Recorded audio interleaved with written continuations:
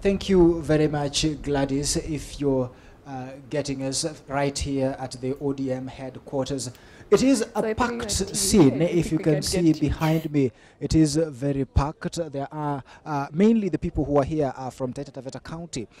There are two sides. We're here. There's the faction which is supporting the Wondanye MP and the opposition whip Thomas Modegu, who is also an aspirant he wants to be the governor of Taita Taveta County. There are also supporters of the governor, the incumbent, that is John Bruto, and those are the majority of the people who are here. However, there are so many other people who are here who have come to bring their grievances, who are not satisfied with how the nominations were conducted all across their respective constituencies, wards and counties. There are also some who just want to know the way forward. I've met some people here who want to know when the nominations in Nairobi will be conducted. They're waiting for the party to give them the way forward. Some prospective MCs, some aspirants who are vying for various seats in Nairobi County have also come here just to know the way forward and what is going to happen.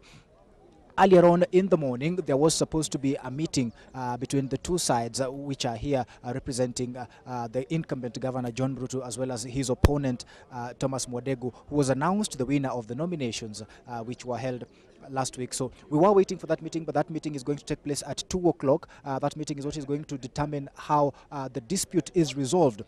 We've been made to understand that that dispute is before the Dispute Resolution Tribunal, but there was supposed to be a meeting here of 5 representatives from each side, and which was supposed to be chaired by the Secretary General Agnes Zani. Many of the opponents here have been arguing on how to proceed.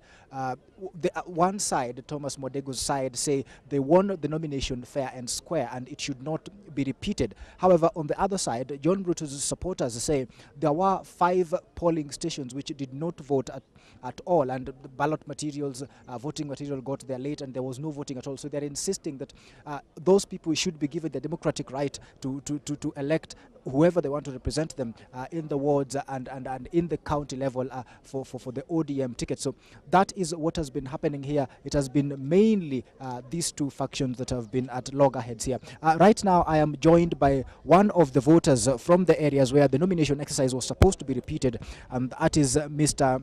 Isaac Kideka. Isaac, what has brought you here today? Oh, thank you very much for this opportunity.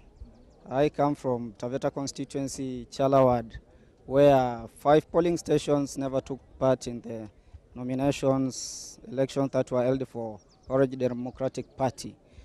Since morning we've been here and we've come to play with the ODM party that these 5 polling stations be allowed to take their constitutional right of voting and electing their leaders, because we are feeling that our opponent, one Thomas Madegu, claiming that he won the elections squarely is not correct, because these people of Chalawad and Jipewad who never took part in voting have not been given their right to do so, so they have been deprived their right, and they are demanding that they be given this opportunity to take part in the voting.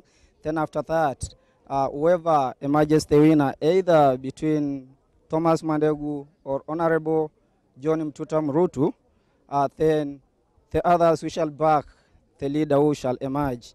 But what we are telling our opponents is that they should not be afraid of taking part in those elections in those 5 polling stations. But the party had already said that it may not have a repeat in the process. What if there is consensus and one of them is picked by the party? Would you still agreeable to that as supporters of the party? We are waiting to get into the tribunal, to get into consensus. But what I understand is that if actually things are going to get right, then it is that these 5 polling stations must be given their right to vote. So I have no doubt we are going to agree when we go the 5 from both sides. We are going to sit, we are going to discuss, and we are going to agree, because the fact is that these 5 polling stations never took part in the polling, and they have to do that. Okay, thank you very much. There you have it. That is Isaac Kideka, a resident of Chala ward in Taveta constituency, saying that voting material got to their polling stations at very late in the evening, and it was raining heavily, and there were no officials there to preside the nominations. So that is why the exercise was not carried out in those places, and they want the exercise to be repeated in those places. There is a meeting that is going to be held here at 2 o'clock by representatives from both sides to chart a way forward. Back to you in the studio.